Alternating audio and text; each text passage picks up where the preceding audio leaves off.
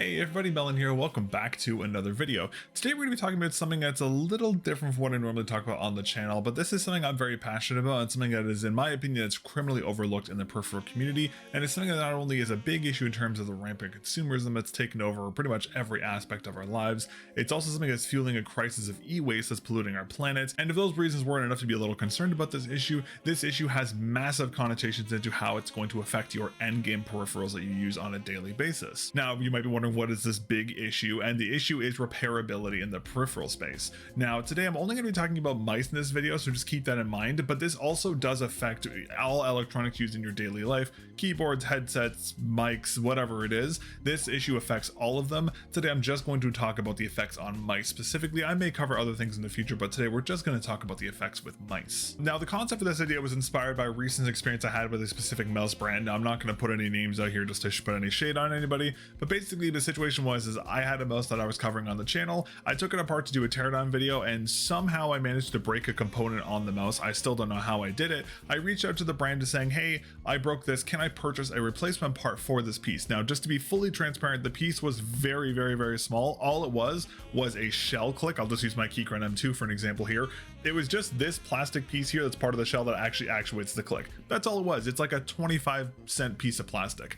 And I was told by this brand that they don't sell replacement parts, which kind of caught me off guard. And now I have this very expensive mouse that is basically useless because the left click doesn't work anymore, and it's essentially just e-waste. So this kind of got me thinking is, well, if one brand doesn't sell replacement parts, how many other brands also don't sell replacement parts, and how many of their mice essentially just turn to e-waste off of something as simple as a 25-cent piece of plastic breaking? So I decided to do some undercover work, dig into this a little more, and the results were honestly shocking. Now, before we go on, I did want to quickly preface it by saying I'm not making this video to throw shade at specific companies for not offering parts for their mice. I'm not making this video just to rat on a company for not selling me a 25-cent main click piece. That's not the goal of this video. The goal of this video is to raise awareness of the lack of repairability in the peripheral space. Not only that, but also in all the other aspects of our lives. But in the peripheral market specifically, there is a sore lack in the availability of replacement parts and repairability guides and that kind of stuff. And this is something I'm very passionate about, as you see with my teardown projects. And this is something I wanted to kind of raise some awareness to. So this video isn't to throw shade at particular companies or get me blacklisted from companies. I'm not trying to cause a fuss here. I'm just trying to raise some awareness about this issue. Now, as always, this video will be fully subtitled, and I will have timestamps down available in the video description for y'all. Now, before we get into the nitty gritty of this one, I did want to make a quick little follow-up about another review I've been doing on the channel. So let's talk about that for just a moment. All right, now we're talking about repairability. Why does e-waste matter? How does that have any correlation to what we're talking about today?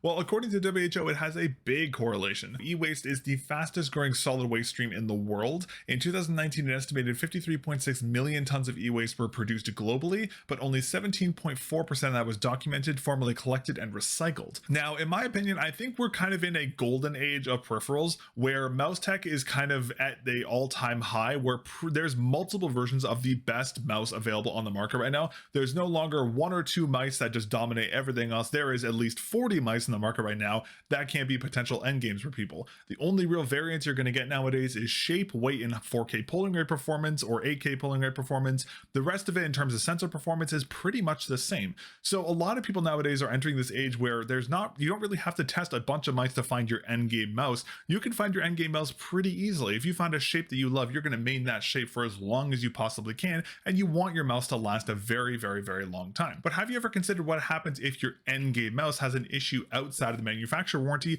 or you break the mouse or break some part of the mouse within the manufacturer warranty? What happens if you knock your mouse off your desk by accident and you bend to main click, or maybe your sensor fails down the line, or maybe a switch fails, maybe the coating wears off on part of the mouse and becomes very slippery? What are you supposed to do in that regard?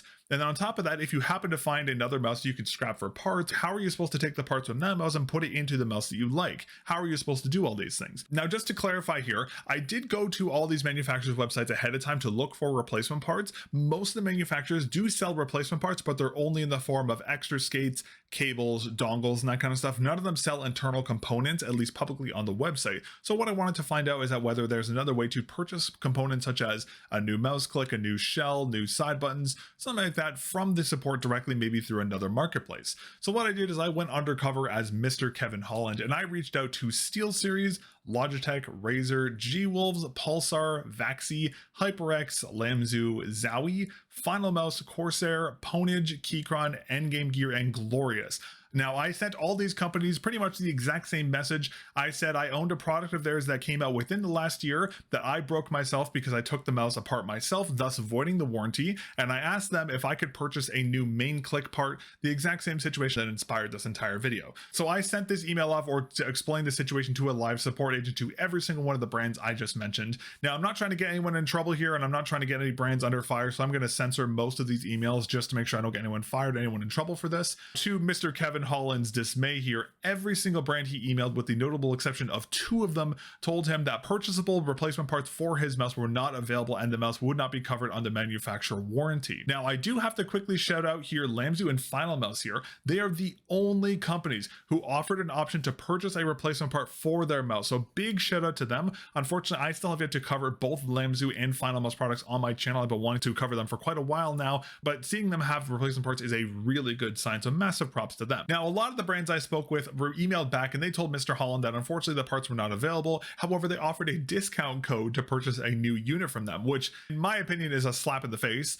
because all these products were within the 1-year manufacturer warranty, so they had parts for them, because these companies have to have parts on hand to handle warranty claims. So all these companies had parts available, they just didn't want to send them out, and they would rather that Mr. Holland purchase a new mouse rather than fix one of his old ones, which is not only like raging consumerism, which is just insane because the mouse wasn't working because of one piece that's like 25 cents. So essentially every single mouse that Mr. Holland emailed all these companies about, with the exception of Lamzu and Final Mouse, just turned into e-waste, which is appalling and honestly shocking to see. So basically, pretty much no matter what mouse you buy right now, unless it's going to be from Lamzu or Final Mouse, it's just going to become e-waste for the smallest of issues, which is really sad to see.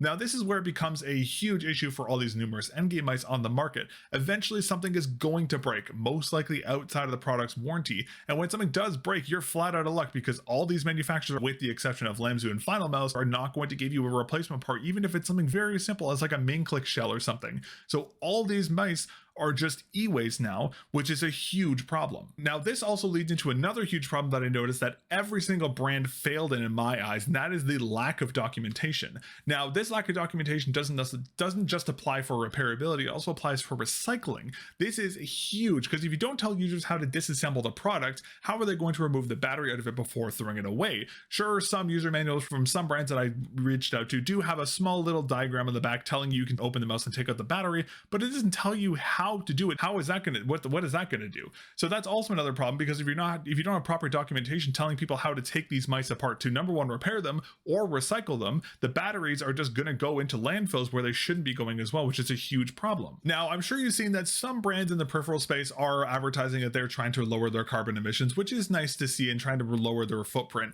But at the same time, when those same brands are refusing to send out a piece of plastic that costs 25 cents to manufacture on a mouse that's 6 months old, are they really trying to reduce their footprint, or is this all just green marketing trying to sell more stuff? Because a lot of brands are being very public about what they're doing to try and reduce their footprint, but at the same time, they're not doing anything to make their units more accessible. They're still deeming hundreds and thousands of units to be e-waste just because of simple plastic fixes. So are they really doing anything, or is this all just marketing? Now, another problem that comes to the whole repairability conversation is in terms of the mouse skates. Now, you may have noticed that a lot of mouse skates cover the access panels on the bottom of a lot of mice, meaning that you have to try and take off these PTFE skates to access the inside of the mouse to do a repair, which is another huge problem, because this is something I really hate, because it's really difficult to get PTFE skates off without damaging them unless you have a heat gun or a lot of patience, which makes it very, very difficult. And you can't expect consumers to actually take the time to remove the skates carefully. They're just going to rip them off, which is leading to even more plastic waste in the environment. Most of the time, you essentially have to remove the stock skates to get into the mouse to even take a look at what's on the inside to repair something, which is another huge problem. We have this constant flow of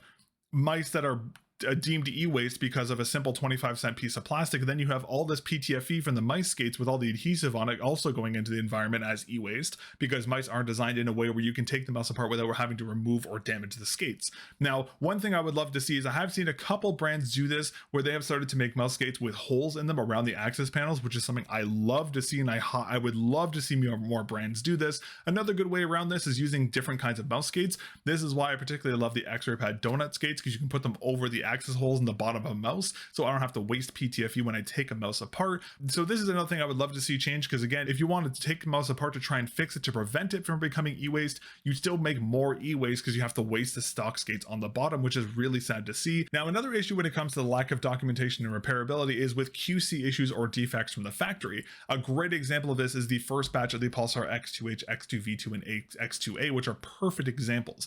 All of these mice have a critical sticky click issue on the M1 and M2 clicks that absolutely ruins these mice. Pulsar did release a video on how to fix it, but it is a temporary fix that also has a pretty high chance of breaking the mouse doing that as well. So it's a really bad solution from there. And because Pulsar does not have any first-party guides and documentation on how to safely take apart the mouse, people are stuck looking for third parties like myself on how to disassemble the mouse and fix this issue. As of the recording of this video, I am still the only person who has even made a permanent fix for this. Pulsar still has yet to make any action on this, which is crazy to see. To their credit, they have patched the issue on their newer mice, but there are still thousands of people with Gen 1 versions of the X2V2, the X2A, and the X2H who are stuck with this, who are relying on third parties like myself to fix their mice. This is something where having proper documentation would be amazing, because Pulsar could just send the documentation to the users and say, hey, here's how you fix this. Here's a guide. You can talk to our support to fix this issue. This is why documentation is important, because if a factory misses something critical or you miss something during R&D like Pulsar did, it makes this whole issue so much better and saves them a bunch of money, because I'm sure Pulsar is bleeding money having to RMA all these Gen 1 versions of the X2V2, the X2H, and the X2A. So that's another area where having proper repairability and proper documentation is massively important. I really think the peripheral community as a whole should do way more when it comes to who we're supporting the peripheral space. The fact that only Lambda and Final Mouse out of every single brand I contacted offered to sell a replacement part is insane to see. And even though all these other brands have replacement parts, they just don't want to sell them, which is really sad to see. And again, I do understand the part where companies don't want to send parts to people, but just because that's going to be an issue if a user doesn't know how to take apart their mice. That's a big problem. But of course, that's where proper documentation comes in, because you can fix that issue having a guide. So this is just a crippling issue that every single brand is failing in, where they have no documentation, no recycling documentation, and no spare parts for any of their mice, deeming all their products to be e-waste for just like the simplest fixes. And don't forget, this whole lack of repairability, it affects every single aspect of every single electronic product you use every single day, not just mice. Like, think about it this way: can you easily repair your phone? What about your earbuds? Everything is becoming more unrepairable due to this constant cycle of consumerism, where companies and everyone's encouraging people just to buy new versions of a product, even though the old version is completely repairable, which is so sad to see, because you're just sending so much e-waste into the planet. It'd be a dream of mine to see every brand have proper documentation for repairing and recycling the mice, along with part support for their mice past the warranty period. Even having a service where user can send in older out of warranty mice to be repaired by the manufacturer will be a step in the right direction, because you're keeping mice out of the landfill. But just its current state is just so bad. Mice are, it's insane to me that a $200 mouse, like the example I have right now, there is a $200 mouse on that shelf that I cannot use because of a 10-cent piece of plastic, and is essentially e-waste, which is just insane to me in our current golden age of peripherals, where everything could be a potential endgame. Why is support for parts and repairability and all this stuff so bad? It makes no sense. But unfortunately, change isn't going to happen without us. We are the consumers. We are the people who provide these companies money. We are the people who are allowed this to happen, and not saying, hey, we deserve the right to repair our parts. We deserve proper documentation, proper recycling documentation. We deserve parts for our mice. The fact that mice can just be deemed e-waste for such simple problems is just crazy to me. And it's something I just really don't want to stand for, and something that we should be fixing, because this is all just fueling this crazy rapid consumerism that is just poisoning everything. And it's really, really, really sad to see, especially in a place that I'm so passionate about in the peripheral space, because we have so many amazing companies doing so many cool things with the tech, but there's just no support, which is just awful to see. Alrighty, well, that is pretty much it for my little essay rant on consumerism and repairability in the peripheral space. I hope this video was kind of eye-opening for all of you, and hopefully we can make some change in the peripheral space with this pretty serious issue that's affecting everything we use. Thank you again for watching. I greatly appreciate it. If you enjoyed the video, please consider leaving a like and subscribing to the channel. I do a lot of stuff here in terms of repairability with the teardown project, so I will have a lot of stuff coming later in 2024. I have some big plans, and if you're looking on how to repair mice and do that kind of stuff, I have guides for pretty much everything I'm covering here on the channel. So if you want to learn how to repair your own stuff, stick around because I'll definitely have some videos on pretty much all the big mice coming out this year. If you'd like to support the Teardown project and all the other stuff I'm doing in the channel, you can become a member on the channel. So any and all support is greatly appreciated with this project.